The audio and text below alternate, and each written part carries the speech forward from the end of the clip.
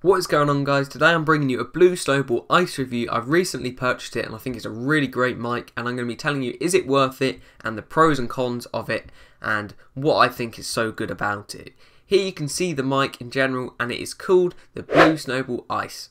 It's called the iCE because it's the lower value of all three of the set, and this is because it's only a cardioid mic. This means it's not good for podcasts with multiple people in the room. I got this off of Amazon for £46. It was reduced from around £55, so I thought it was a good deal at the time.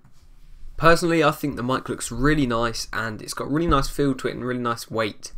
Looking at the back of the mic, it again looks really nice. I think the three mesh plates on either side of the mic just helps to add a bit more character to it, and the input plug is nice and big, you know what you're doing, and there's no way you can really make a mistake with the setup. The stand as well has got quite a lot of weight to it, and it's more metal than plastic, and that's really nice to see. Going on to the USB stick, it's a very good cable. It's got a mesh around it and it's incredibly strong, and you do really well to break it. It's also really large, it's about 6 foot long, the cable, so you can set up your microphone pretty much anywhere on your desk possible. The input plug though is probably its only fault. It's got 4 pins in which are very liable to break if you're not careful, so make sure you are so if you're going to buy the mic.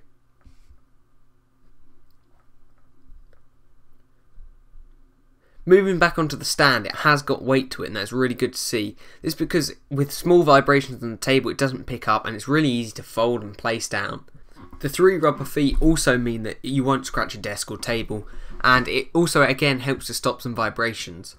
Putting it down, it looks actually really nice, and it does not move around the mic at all. Like, I was fiddling it with there and it didn't move at all, and it's just a really good stand. What I thought would be very cheap and tacky, but it's actually perfect for use and perfect for your first ever mic. Scale wise, it's pretty much the same size as an iPad, which is pretty big, but putting it next to you and once you're sitting down, it's perfect height. I've now gone back to my old £20 Microsoft Life microphone, and you can already tell the difference in sound. It just doesn't sound right, it doesn't pick anything up. Although it's a headset and it's much closer to my mouth, the sound just doesn't seem to travel. It's very crackly, and it changes your tone of voice as well, so you can see how much of a difference the Blue Snowball makes. I've now gone back to the Blue Snowball, and you can tell the difference of audio straight away. It's so much richer and so much louder. I'm standing exactly the same distance. I'm actually standing further away from the Blue Snowball than the headset. It's right next to my mouth, the headset. So the pros of this is that it's excellent quality, excellent sound quality. It's actually really surprised me how good it really is for the money you pay. It comes with a stand, which is actually very useful, and you don't have to go out and buy one.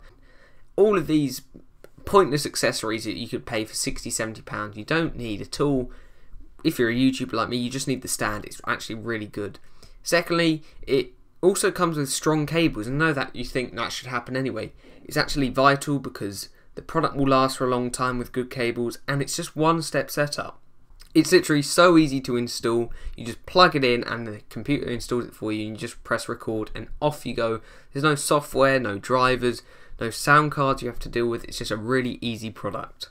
Although it is a brilliant mic, there still are some cons to it. First of all, a pop filter is needed, and an example here, if I go, it really picks up the P's and the pronunciation because it is a good mic. This means, and sometimes when I breathe, you might hear it in this video, if I take a breath between words, you can hear the and the air. This is because the mic is just simply so good, so a pop filter is needed to cancel out those abbreviations and those pronunciations. Secondly, it is a bit plastic. I found this out, well, after I bought it. I thought it looked quite chromy and quite nice to finish, but it's a little bit plastic, but it really isn't that much of a bad point. It's just me being very fussy because it's such a good mic. And lastly, it is only cardioid. This means no podcasts if you're with more than one person in the same room, and it's just for commentaries, which does narrow it down a bit for quite a lot of price. But overall, it is a fantastic microphone. It looks nice, it does the job, and most importantly, it sounds really good. Thank you so much for watching. Please leave a like and a comment if you enjoyed this or found it useful, and please leave it in the comments if you bought one yourself and what you think of the mic. I'd just like to say all this audio is complete raw footage. I haven't tampered with it at all, and it's just as it came out of the mic. So once again, please like, comment, subscribe, and peace.